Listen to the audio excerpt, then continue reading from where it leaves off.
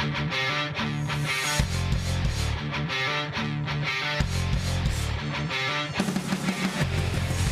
watching The End Zone. Welcome to another edition of The End Zone, along with Josh Callaway and Camryn Johnson. I am Colby Danials. We are 2 weeks away from week 0 of the college football season, 3 weeks until Oklahoma and Oklahoma State's season openers. I can't believe it's already this close. I mean, I was planning on having like a really good portion of the summer, some downtime, and I think the Thunder's late run saw to that, transitioning almost straight into college football season has negated that. But look, I will never complain about having college football to pay attention to. No, I'm looking forward to it. It snuck up, like you said, so quickly. It feels like fall camp starts and then bang, it's 2 weeks and then here we are. No, it's been great to get out on the practice field a little bit, get to see these teams a little bit. It's been nice, and we're getting close. A few weeks. I mean, we're at watch list season, right? Like Thorpe Award watch list or Chuck Bednarik Award watch list. Anything and everything. We might have to come up with our own award watch list next week. And I don't know, we could be creative with what we want to do. But there's a watch list for everything, so we might as well like throw our hat in the ring. Make it something fun, untraditional. Yeah, there we go. Had the coaches poll this week too. All right, we're starting to get people are getting mad about polls. There are game lines that are matriculating out. So it's close enough that you can start to feel the football fever really grabbing hold of the sports fandom around the country, and especially in the state of Oklahoma. Let's talk some Oklahoma State, and we'll get to OU a little bit later in the show. But Oklahoma State had their media day last weekend. They are a couple weeks into fall camp, and there are so many question marks about the Cowboys in general with all the turnover. 3-9 a season ago. They went winless in Big 12 conference play, and it's the worst year in the Mike Gundy era since 2005 when he took over the job. This is a monster season for Oklahoma State. Camryn, you were at Media Day last week. What was the vibe that you got? It was like you said, so many people. They had all the players lined up around the room, and everyone would be like, who's that? And I'm like, I don't know, because there's so many new people there. But it was really cool to hear from them all. They all said that despite it, they're very confident and in all positions, because there's a question at every position, it feels like. But overall, more confident than you would think for a team that has hardly anyone returning. They said all the right things, which that's good to hear. It's better than saying we suck. Right. We're not excited about what we might be. You're in big trouble if that ultimately happens. Their timeline is absolutely sped up in terms of just finding out what you have because of the fact that you go to Oregon in week number 2. And I don't think anybody expects them to win that game, but you also don't want to get just blown out of the universe in week 2 following the disastrous season they had last year. So that's a big matchup, and I'll be curious to see in the opener just kind of what they look like so we can better gauge what to expect when they go to Eugene. And a lot of that is predicated on the quarterback position, which I said back in the summer, there's no way that one of these guys will be named the quarterback like solely, right, going into the opener. They're going to play multiple guys. I mean, in the Gundy era, when there's been multiple guys that really have no experience, we've seen multiple guys play in the football season, and neither one of these guys has thrown a pass in their college football career. So it sounds like we're going to see both guys in the opener. Maybe we'll see both guys beyond that. But Mike Gundy talked about a timeline last Saturday in terms of naming a starting quarterback. I can't put a timeline on it until I know when it will happen, and I don't know that. So Jabari will end up playing 2 in the first game. At some point, the team will start to migrate toward one guy. Doesn't mean the other guy's not a good player. It just means that the teams might subtly start migrating toward a guy, and they have to be productive. Obviously, both of these guys are talented guys. They're very different, right? Flores is the more traditional type of quarterback, big arm, going to stretch the field. Haney is more dangerous with his legs. I think part of it probably just depends on what your offensive line looks like and, what the receiving core looks like, and I guess the strengths of the offense outside of just that guy. Yeah, go ahead.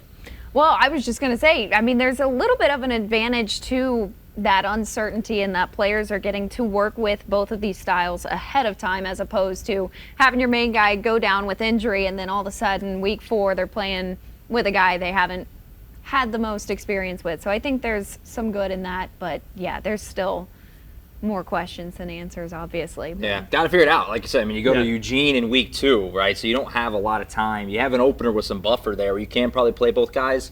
But I'm guessing you want someone to go take it before you go play Oregon the second game of the year. You know, Flores is probably the guy with more. I mean, he's the guy we've been hearing for years. He's been around the program, obviously. We'll see. I don't know. It's up to Mike Gundy to figure it out. I don't know if that's an advantage, though, because there's been a complete coaching overhaul. Gundy's the only guy back, right? Every assistant was tossed out and brought in a whole new coaching staff, and at least Haney played for Meacham at TCU. Sure. So, I don't know. It's going to be an interesting situation and two very different guys, although their skill sets are pretty diverse. Here's Zane Flores on what he has seen with the quarterback battle and the team in general. You know, it's been fun, I'd say. Just kind of going out there and competing and just trying to bring the best out of each other. So, yeah, I think I'm pretty even keel mentally. I think that's probably my strong suit, not getting too high, not getting too low. I like to throw the ball around, obviously, but I think I can run, too, use my legs when I need to. So, yeah, we're really deep at receiver. There's, probably 8 guys out there that are making plays every day. They're quick. They're catching the ball well, so, yeah. There you go. That's probably, if I had to bet, that's the fan vote for the starting quarterback, because the OSU fan base has been asking to see Zane Flores on the football field for a couple seasons now. Haas Haney, probably they just don't know as much about, but we'll get an introduction to him in the opener. Here's Haas Haney, the TCU transfer, on the quarterback battle. I mean, I'm focusing on my job and what I can do to be the best quarterback I can be, but at the same time, me and Zane are going to be supportive of each other, and we're friends off the field, obviously. We respect each other, and we know we're both really good players, so we're just here to do whatever we can to help this team win. You just got to take it day by day and, take it install by install and play by play. What can I do to, be the best quarterback I can be today on this play? And that's really what you got to keep it. You can't think about, what's going to happen tomorrow, what's going to happen in this team period. The real question is who takes the first snap in the first game, because if you're betting, the answer is both guys are going to play significant snaps. I was just thinking, how many starts are both guys going to make this year? Over under 3.5 each, right? They're both going to get in there. It could flip-flop the entire season. Who knows? I mean, Gundy has handled quarterback situations in almost every possible way throughout his tenure. All right, that is Josh Callaway and Camryn Johnson. I am Colby Danials. Let's talk OU practice. They opened the doors a couple times this week. We'll talk about John Mateer and that offense next.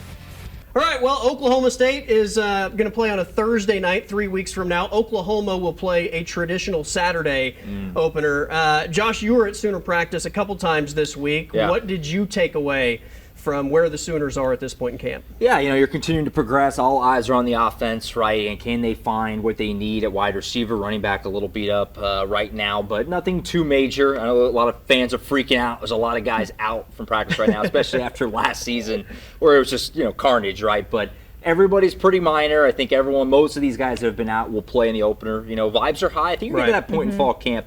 First scrimmage is this weekend for Oklahoma that I think they're getting antsy. They're getting antsy to start, hitting other people and getting ready for the opener. But still a lot of confidence right now, and offensively, it seems to be coming along pretty good with John Mateer and Ben Arbuckle. Ton of confidence around, especially John Mateer and Ben Arbuckle. Jaden Ott brings another level of confidence, I think, for the fan base. The question is, what do the weapons in the passing game look like? Jaden Ott, I think, is going to be a part of that process, but John Mateer spoke about the weapons that he has throughout fall camp. I mean, they're all real good. I look to this side of the field, I got somebody to go to. I look here, I look in front of me, I look beside me, it's everywhere. And it's pretty dangerous when you got weapons everywhere, and we all trust each other, and we're going to get to the point where we really, really trust each other. So.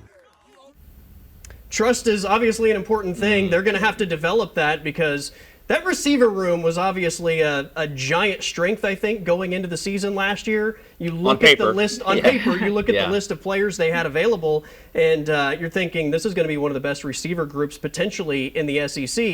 And at the end of the year, you look at the receivers and you're like, in terms of wide receiver production, probably the worst in the SEC last season. And a lot of that is obviously the injury bug that struck that room. But you go into the year with Deion Burks and Andrell Anthony and Nick Anderson and Jaden Gibson and the number of players in that 2024 class. And you think you're going to have a ton of production. And all those guys get hurt. And then in the offseason, Nick Anderson is at LSU. Andrell Anthony goes to Duke, Farouk to Maryland, Brennan Thompson to Mississippi State. Jaden Gibson was hurt all last year. It was.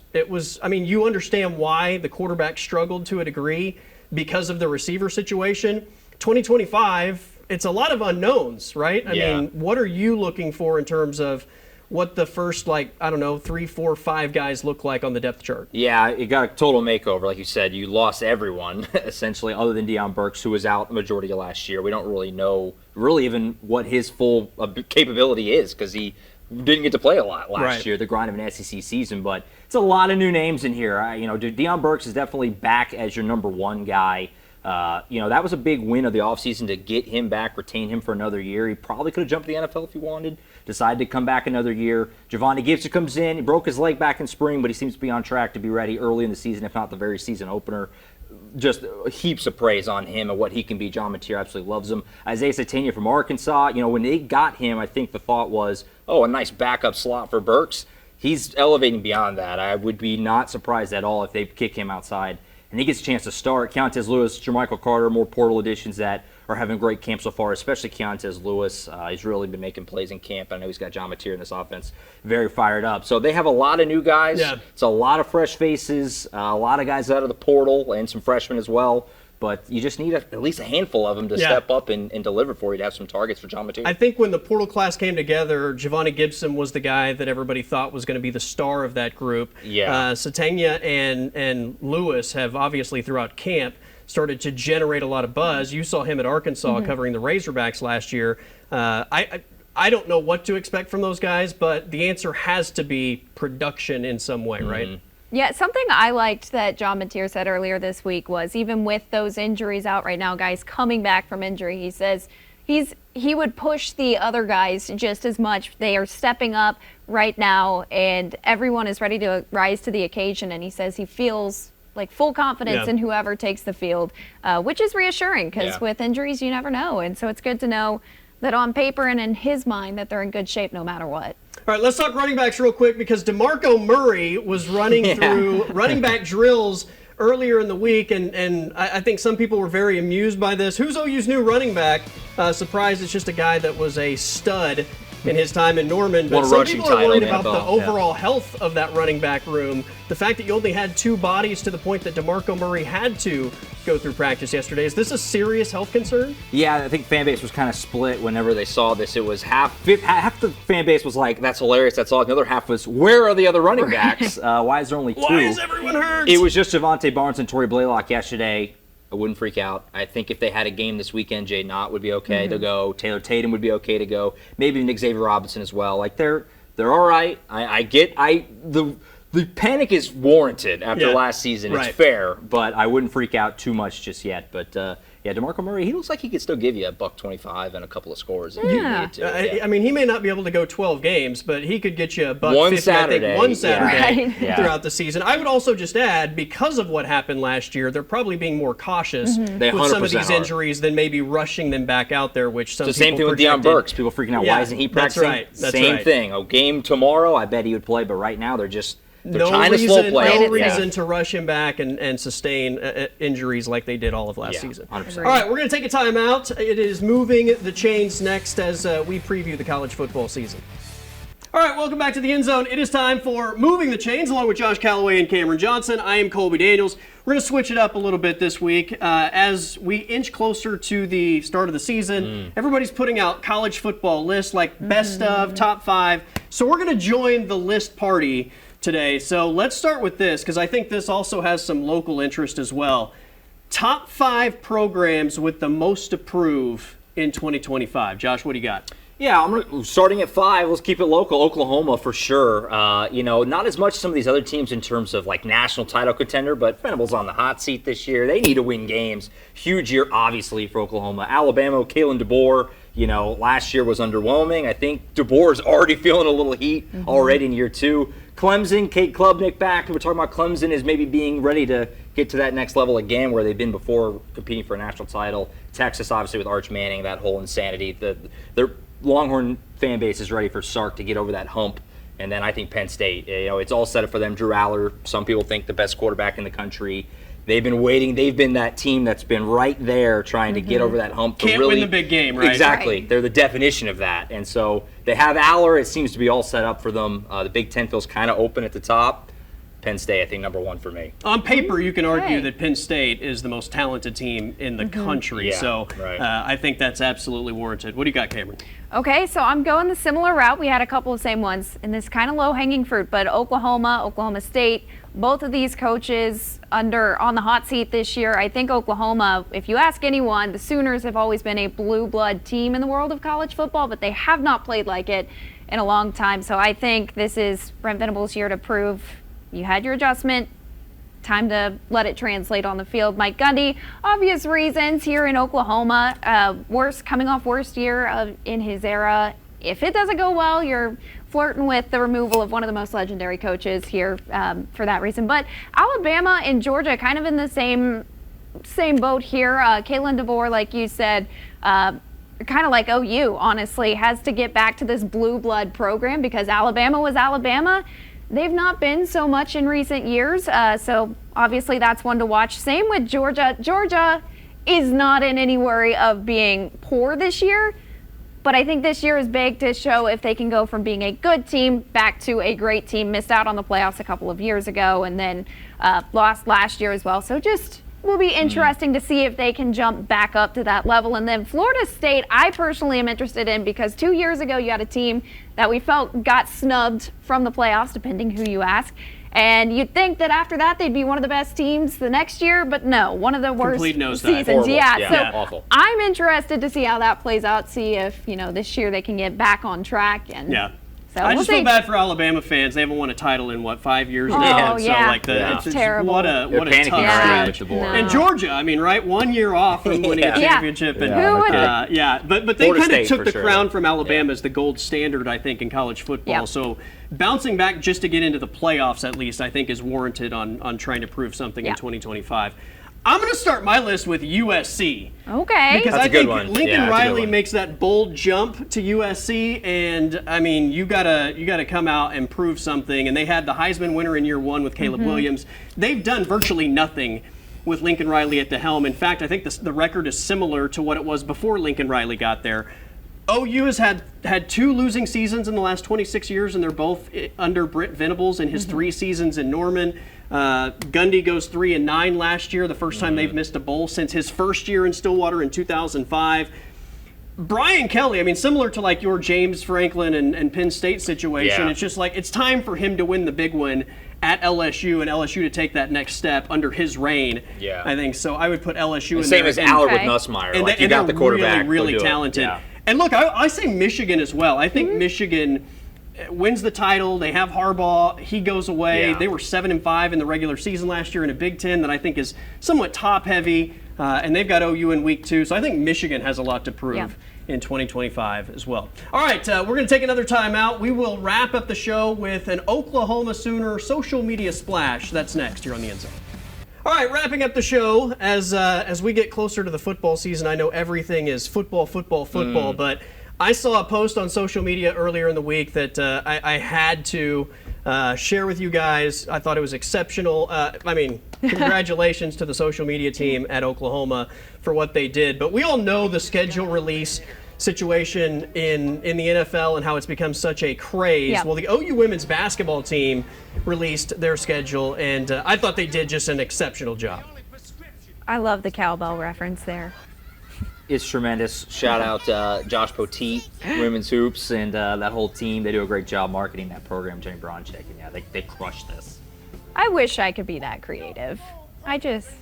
I'm sure you are. You just don't have time to be that creative. Okay, that's the thing. I'll take You're it. busy, Thank you. right? Yeah. You have things to do. You don't have time to just sit around and think like what else can I do to jazz I could this think up? of like Texas on McConaughey, but like some of these, they really. The gator is fantastic. Yeah. And the dog just looking at it like what? I mean, the elephant doing the helicopter with the trunk. I love this one. That no. Yeah, that's good stuff. There's Rocky Top. There's Dumb and Dumber is really, really well done. Yeah, excellent. For Tennessee. Done. Yep. That's a fun program right now. What would Oklahoma's be? If somebody else was putting one together and Oklahoma is on the schedule, what would Oklahoma's be? I don't know. Maybe something with Jim Ross, Toby Keith, maybe. Okay. Find a way. You got to think of a meme, though. I don't know. It's going to be a meme. Yeah. I was close. I mean, there's some memes in there. What I said. Yeah, depending on what the relationship is. Like if it's Texas, maybe they use the video of the Sooner schooner tipping over. Oh, yeah. So, I don't know. That's the first thing that pops in my head. But yeah, there are definitely options. But look, it's almost football season, and we are just inching closer to Oklahoma, Oklahoma State, the Cowboys on a Thursday night, the Sooners on a Saturday. I could deal with that every year. The first weekend of the season, having those two teams not play on the same day, to me, is just awesome way to start the season. All right, that is it for us. Along with Josh Callaway and Camryn Johnson, I am Colby Danials. More college football next week here on the End Zone.